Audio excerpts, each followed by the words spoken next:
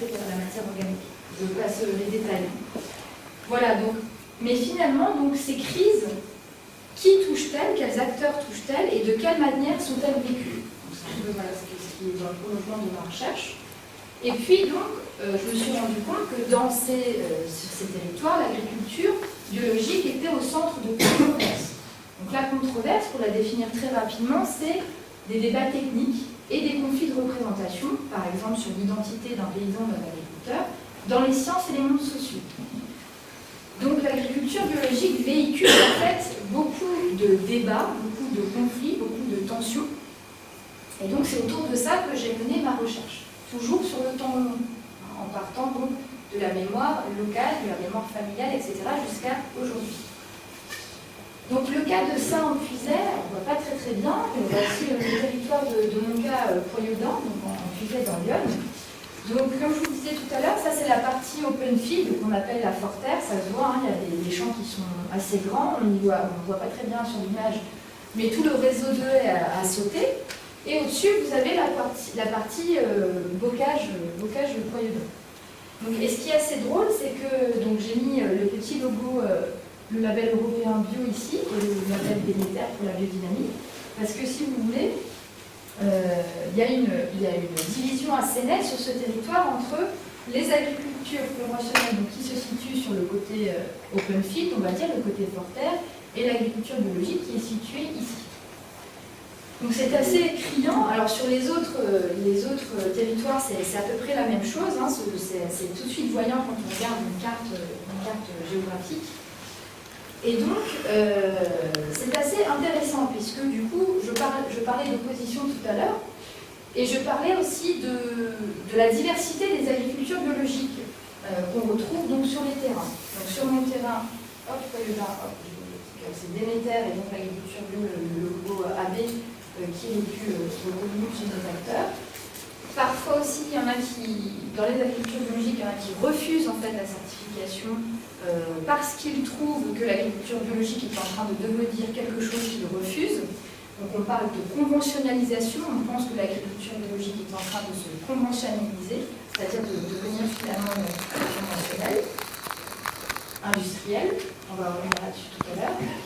Donc en fait, ce qui était intéressant sur mes terrains, quand j'allais d'acteur en acteur et qui parlaient de leur métier, et qui parlaient des autres, c'était qu'il y avait plusieurs agricultures biologiques. Donc il faudrait parler en pluriel. Il y a biologique, biodynamique, on parlait d'agriculture naturelle, sauvage, organo-biologique, alternative, traditionnelle, durable, écologique, etc., etc., patrimoniale, paysanne, territoriale.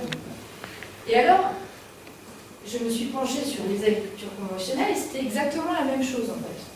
Au départ, j'utilisais le singulier comme tout le monde, et puis, pareil, les agricultures conventionnelles étaient à la fois capitalistes, chimiques, artificielles, mais on entend parler d'agriculture raisonnée, raisonnable, intégrée, autonome, durable,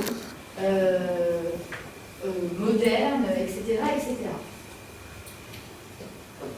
Et donc, finalement, les processus d'écologisation, c'est-à-dire qu'on est en train de changer de verdir, notamment la PAC qui se verdit, et toute cette vague de conversion en agriculture biologique forme des hybridations entre agriculture conventionnelle et agriculture biologique.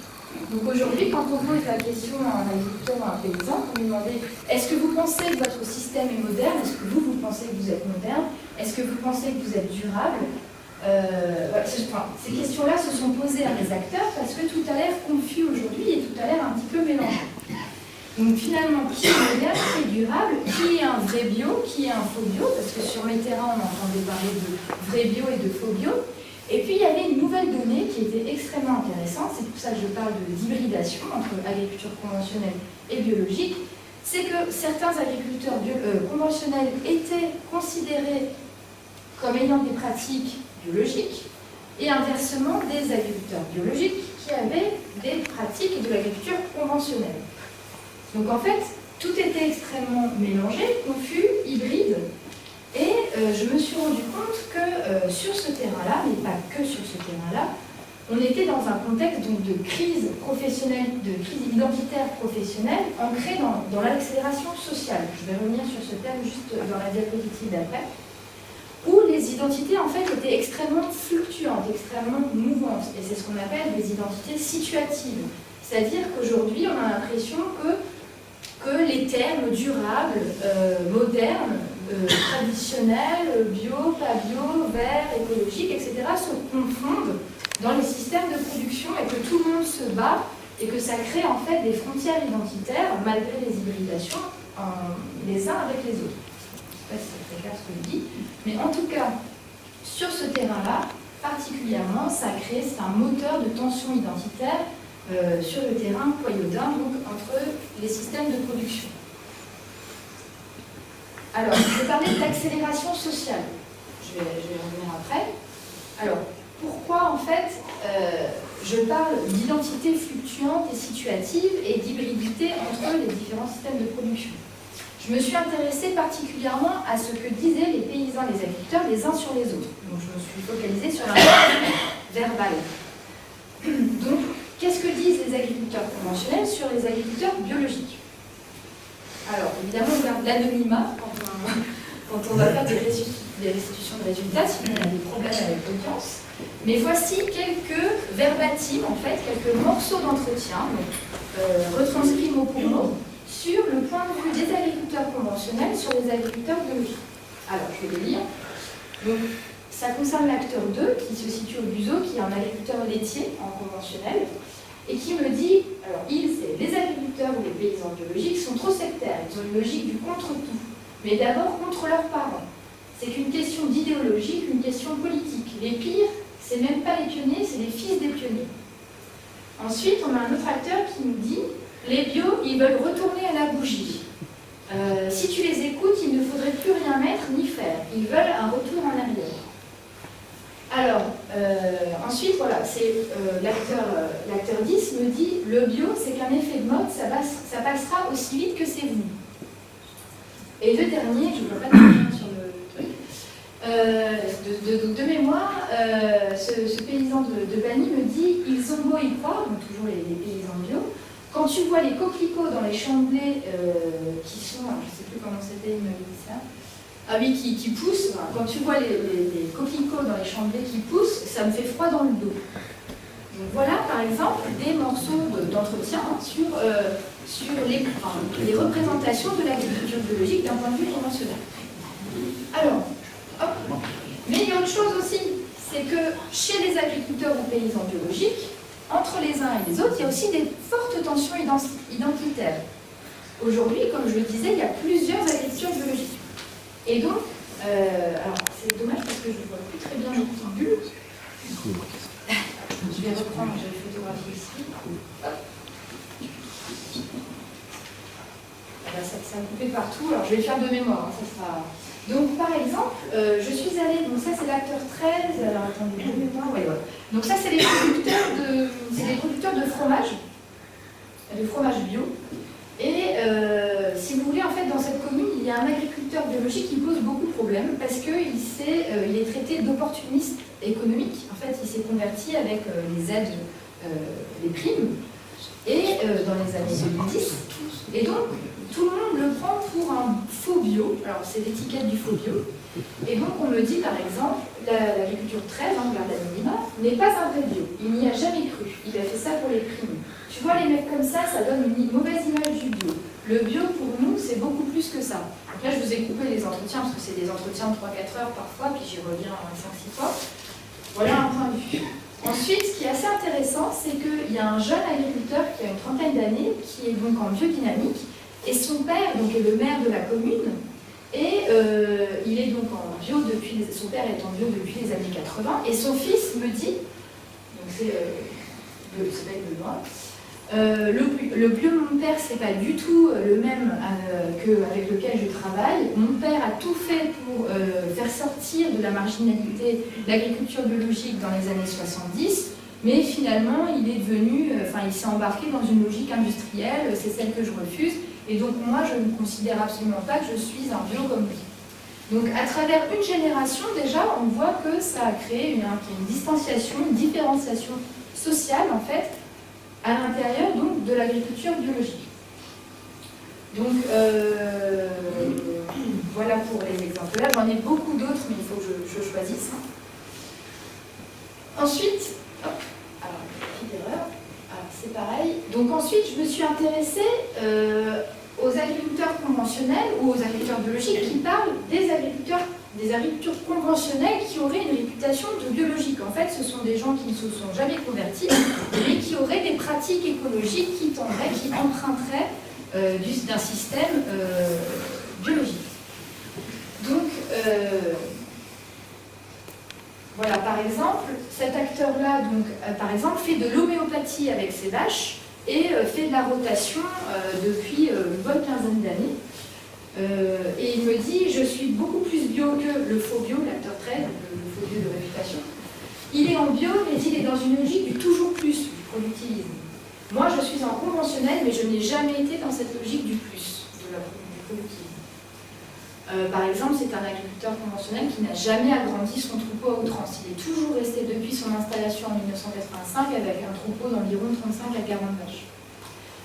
Donc il se considère comme ayant des pratiques biologiques et comme un bio alors qu'il n'a pas de certification biologique. L'autre acteur, alors, voilà, lui aussi, donc c'est un acteur qui vit une grosse tension identitaire, puisque d'ailleurs il faisait à l'époque, quand l'agriculture biologique première s'est installée dans les années 80 dans cette commune, ce même acteur-là qui est en conventionnel, et qui l'était et qui l'est resté, produisait aussi des fromages à la ferme et de la vente directe. Donc il se compare en fait à la vente directe de l'agriculture bio pionnière, et il dit de toute façon il n'y a que qui font mieux. Alors que moi je suis plus bio que les bio. Je mets moins d'intrants et je fais des rotations depuis quelques années, mais ça on n'en entend jamais parler. Donc voilà par exemple certains dires d'acteurs. Donc là j'ai pris ce petit schéma parce que finalement voilà, on voit que finalement c'est beaucoup plus complexe que ça, la manière dont les individus se décrivent leurs voisins, puisque c'est pas facile d'aller parler aux agriculteurs et aux paysans avec ces thèmes-là, parce qu'on les amène, disons que les discussions les forcent à parler de leurs voisins. Donc évidemment, moi je ne suis pas là pour faire des conflits, mais c'est très intéressant de voir que finalement la manière, l'identité d'un agriculteur ou d'un paysan bio ou conventionnel est beaucoup plus complexe que les catégories d'analyse et d'opposition qu'on lit par exemple dans la littérature agronomique. Et la littérature agronomique montre justement un cas d'hybridité très important. Alors, par contre, chez tous ces acteurs-là, je parle beaucoup je crois, je vais faire vite, il y a un point commun qui est l'accélération sociale dont je vous parlais tout à l'heure et qui m'a paru assez percutant. Et je me suis alors demandé si on vivait réellement une crise du futur pour tout le monde, tout système confondu. Puisque dans les dires d'acteurs, on a l'impression que tout va à l'envers, on ne sait plus dans quelle direction on va, on a l'impression que le temps s'accélère et que le temps nous échapperait. Donc, je ne vais pas vous lire, je vais peut-être un peu accélérer. Voilà, c'est en gros tout va trop vite. Ce qui est assez intéressant quand même à retenir, peut-être que c'est quelque chose dont vous avez l'impression de vivre, c'est qu'avant, on avait, les changements sociaux se passaient d'une génération à une autre. Et aujourd'hui, les changements ont lieu dans une seule génération. C'est-à-dire que, moi je suis de la génération des trentenaires, on a l'impression que tout change à une vitesse beaucoup plus rapide que celle des générations précédentes. Donc ça pose tout un tas de problèmes pour la question de la transmission d'ailleurs agricole et pas que, la transmission en général. Cette accélération sociale du temps. Alors, ce qui m'a intéressé particulièrement dans ces conflits, dans ces tensions identitaires, ce sont les objets non humains. Alors, qu'est-ce qu'un objet non humain? Qu'est-ce que j'entends par là? Ça peut être des objets techniques, par exemple des outils. Ça peut être des techniques agricoles, par exemple comme le sang labour. Et ça peut être aussi des objets naturels, par exemple la haie bocagère ou le coquelicot, puisque le cas du coquelicot s'est revu une bonne 10-15 de fois dans les dires d'acteurs pour parler des champs bio, où il y avait les chardons, les rumex aussi qui revenaient, tous les agents, toutes les plantes invasives. Donc, les cartes mentales, tout à l'heure je vous ai dit, je les ai utilisées pour faire dessiner en fait les acteurs, leur territoire. Et donc, à l'intérieur de ces dessins, des objets sont venus en fait insister sur des tensions entre systèmes de production. Et ces objets, alors ça va être un peu compliqué, je vais essayer de faire très bref et très simple, parce que là, on rentre sur toute la question de la modernité. Finalement, je me suis rendu compte que ces objets qui étaient en tension, ils touchaient autant la destruction, les effets de la destruction, en fait, de la modernité, de la modernisation agricole. On sait tous les répercussions qu'ont eu les romans fonciers sur nos paysages, sur les écosystèmes. Et donc ces objets viennent parler, viennent refléter cette destruction, et en même temps ce sont les mêmes objets qui sont utilisés pour essayer de reconstruire ou réparer les dégâts de la modernité. Donc en fait on a plusieurs critiques de la modernité, et ils sont manipulés de manière différente. Mais en tout cas dans ces débats-là, les objets en jeu sont les mêmes pour les acteurs. Je ne sais pas si je suis très claire. On va passer à la suite. Donc ça, c'est par exemple des cartes mentales. Alors, malheureusement, il n'y a pas une très bonne visibilité, mais elles sont extrêmement intéressantes parce qu'au départ, je croyais qu'on allait dessiner le territoire en entier, et non, on voit qu'on a carrément des représentations de... Alors, ici, par exemple, c'est une flèche du temps, où justement l'agriculteur, qui est en conventionnel en Vendée, me dit je ne sais pas ce que va devenir le futur pour le monde paysan. Donc au départ, voilà, ouais, c'est un petit peu mieux. Donc là, en fait, symbolisé pour lui la nature, mais aussi l'agriculture. Donc on voit qu'il était grand, que l'homme était petit, et que finalement l'homme devient plus grand que l'arbre. Pourquoi? Parce qu'il vit, il y a un grignotage des terres agricoles dans la commune vendéenne. Donc en fait, ça montre que l'urbanisation et l'exode rural est en train de manger le monde paysan. Alors ici, c'est à peu près la même chose, avec la courbe du citadien qui est beaucoup plus importante que la courbe des exploitations agricoles qui descend de plus en plus. Alors on ne voit pas très bien, mais bon. Sur les autres dessins, voilà, des objets sont en jeu. Donc il y a la haie bocagère et la piste cyclable. Justement, en fait, j'ai recueilli une bonne soixantaine de cartes mentales. Et ce qui était intéressant, c'est qu'il y avait donc plusieurs objets non humains en tension, qui sont la haie bocagère, sur les bocages vendéens et de blanc, les coquelicots, les chardons aussi, mais un peu plus les coquelicots, les outils manuels, notamment la roue, l'attraction animale, le tracteur et la piste cyclable. Donc ce sont en fait des objets que j'ai considérés très importants parce qu'ils étaient des actants. Alors là, on rentre dans la théorie d'anthropologie, mais si vous voulez, on considère ces objets comme ayant autant d'importance qu'un acteur, qu'un humain. Parce que dans les discours, ils ont énormément de poids dans ces tensions-là. Et donc, ces objets ont révélé des expériences du temps très particulières. Puisque dans les cas vendéens et brésiliens, alors c'est un peu... J'espère que je ne vous ai pas perdu en route, parce que je sens que je dis beaucoup de choses et que c'était peut-être pas très clair.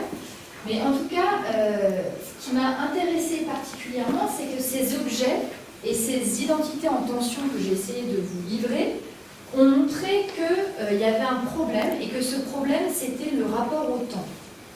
D'après moi, d'après mes hypothèses, d'après mes résultats. Et finalement, quand on dit que l'agriculture biologique est un retour dans le passé, ou que par exemple replanter des haies, c'est retourner à un paysage d'antan, ou que l'attraction animale, ou je ne sais pas, la houe, c'est faire comme à l'époque des grands-parents, etc., etc. Donc, si vous voulez, voilà, je me suis focalisée sur le rapport au temps. Et donc, il y a plusieurs résultats qui sont venus, notamment un rapprochement a été fait entre le cas vendéen et brésilien, et c'est ce que j'ai appelé le présentisme exacerbé. Alors le présentisme exacerbé, c'est une attitude envers le présent, une prédominance en fait du présent dans les objectifs des systèmes de production. C'est-à-dire qu'on critique la modernité, on est d'accord pour dire qu'il y a eu des abus, par exemple, dans l'agriculture conventionnelle qui s'est mise en place depuis la Seconde Guerre mondiale, mais on ne veut pas retourner vers le passé, on a peur de retourner vers le passé. Alors ce qui est intéressant, c'est qu'il y a tout un patrimoine de l'oubli, c'est ce que j'ai qualifié un patrimoine de l'oubli, c'est-à-dire qu'on peut patrimonialiser les haies par exemple, ou alors que ce soit culturel ou naturel, on oublie, il y a un patrimoine de l'oubli, c'est-à-dire qu'on ne veut plus entendre parler de ces choses-là et on ne veut pas retourner, ou donc on veut privilégier un patrimoine tourné vers le présent, c'est-à-dire rester fixé sur ce qui se passe à l'heure actuelle. les valeurs de la modernité deviennent les valeurs du passé. C'est par exemple une agricultrice qui m'a dit « Mais moi, mettre des intrants chimiques, c'est ma tradition ». Donc en fait, c'est très intéressant parce que les objets de la modernité, par exemple les intrants chimiques, les pesticides, sont devenus des valeurs de tradition. Des habitudes tellement ancrées qu'on les défend et qu'elles font partie de nos habitudes. C'est assez intéressant de voir qu'un objet de la modernité est devenu une tradition. Ensuite, on se rend compte que même si on critique la modernité, il y a une exacerbation de la modernisation et du capitalisme pour répondre aux crises.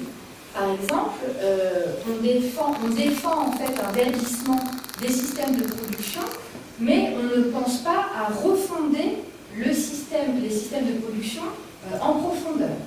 Donc c'est toutes les discussions qu'il y a aujourd'hui autour de l'agriculture biologique industrielle ou du verdissement de la PAC. C'est-à-dire qu'on est d'accord pour verdir et changer les réglementations, faire des efforts, mais on ne change pas, en fait, on ne refonde pas le système en entier.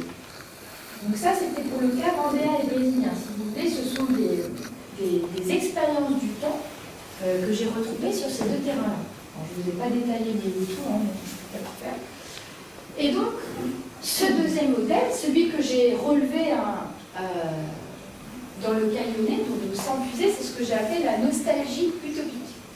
Alors, c'est une expérience du temps qui est complètement différente de celle du cas vendéen et brésilien. C'est-à-dire qu'on a une critique de la modernité, qu'on peut qualifier de romantisme. En fait, le romantisme se traduit depuis le XVIIe siècle, en fait, comme une idéalisation du passé. En fait, on aimerait revenir à un système plus solidaire, un système d'entente, un système d'autonomie, par exemple, aussi, ce sont en général des choses sur lesquelles on revient. Et ce qui est assez intéressant, c'est qu'on a une patrimonialisation très importante, en fait, sur ce terrain-là, du culturel et du naturel, sans séparation. C'est-à-dire qu'on va protéger, on va préserver un bien, par exemple une bâtisse, exactement de la même manière qu'on protégera une haie bocagère. Donc il n'y a pas de séparation entre nature et culture. Ils sont tout aussi importants. Ensuite, on a une innovation par retrait de la modernité. Alors ça, c'est un sociologue agronome qui a inventé cette expression de l'innovation par retrait, parce qu'en fait, ces agriculteurs ou paysans bio se considèrent comme étant modernes parce qu'ils innovent en enlevant en fait des objets de la modernité. Quels sont ces objets? Les pesticides, par exemple, ou le machinisme agricole. Ce sont toutes les personnes, par exemple, qui reviennent vers la traction animale ou les outils manuels pour ne pas utiliser le machinisme agricole. Donc le retrait, on peut aussi penser à bien d'autres choses. Et puis il y a aussi des innovations par de nouveaux rapports à la nature. Par exemple, on regardera son sol et sa plante différemment. On va lui apporter, par exemple, des matières organiques. Alors là, on est dans des... Je passe les détails en technique, mais je pense que vous connaissez, on pourra discuter de ça après. Mais si vous voulez, on apporte un nouveau regard sur la nature et sur le rôle qu'il doit jouer. Et donc, on est dans une critique de la modernité où on propose une refondation complète des systèmes agricoles. Et notamment, on critique l'agriculture biologique industrielle et donc le verdissement des politiques agricoles. Et ensuite, donc, ça favorise également une conception cyclique du temps. Qu'est-ce que je veux dire par là? C'est que dans le modèle précédent, ce que j'ai peut-être oublié de dire, c'est qu'on est toujours dans une vision linéaire du temps. C'est-à-dire que la peur de retourner dans le passé, c'est parce qu'on a une vision linéaire du temps. Et donc, elle est perpétuelle. Enfin, elle est toujours pensée ainsi. Dans l'autre manière de voir le temps, de vivre le temps, on imagine donc une conception cyclique du temps, et surtout où le passé, le présent et le futur vivent ensemble. C'est-à-dire qu'on rencontre et qu'on considère les objets dont je vous ai parlé autant du passé, du présent ou du futur. Donc il n'y a pas de barrière en fait temporelle entre les uns et les autres. Et donc c'est pour ça qu'on considère qu'il n'y a absolument aucun retour en arrière, puisque le présent et le passé et le futur vivent ensemble, cohabitent ensemble. Donc je terminerai là-dessus. Merci. Et en fait, l'intérêt de cette discussion, j'espère sincèrement, et j'ai essayé de mon mieux d'être clair, je sais que je me fatigue beaucoup, mais ce qui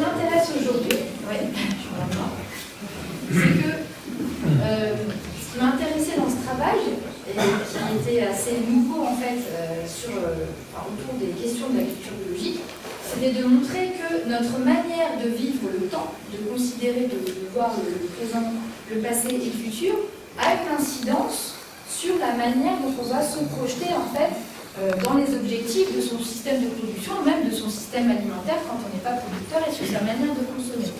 C'est-à-dire que si on vous a dit, ce qui est intéressant dans les dires d'acteurs, c'est que on a une mémoire en fait familiale qui nous a orientés, qui nous a fait faire des choix. Donc c'était tout l'intérêt du travail de montrer l'impact et le poids de ces dispositions en fait de la mémoire sur les choix des systèmes de production.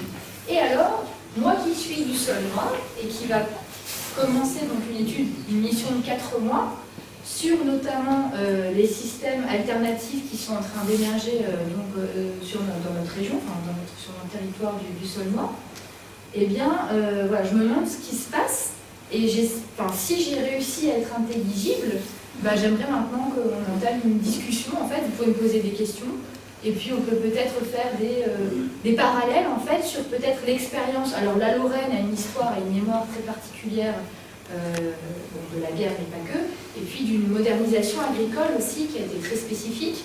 Alors moi je commence seulement à piocher un peu dans la littérature pour comprendre ce qui s'est passé, comment ça s'est passé, mais je sais qu'il y a des agriculteurs paysans dans la salle, donc sur la modernisation agricole, et pas que, j'invite tout le monde à participer.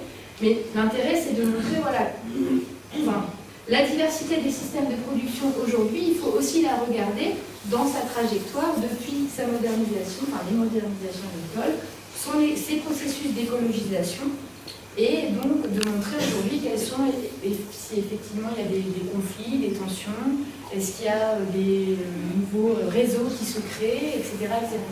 Donc ça va être mon travail en fait, c'est de comprendre sur un temps long quelle est l'histoire du sol noir d'un point de vue de la modernisation agricole et de la modernisation écologique, avec toute la diversité que cela enveloppe d'un point de vue des identités, des conventionnels et des biologiques.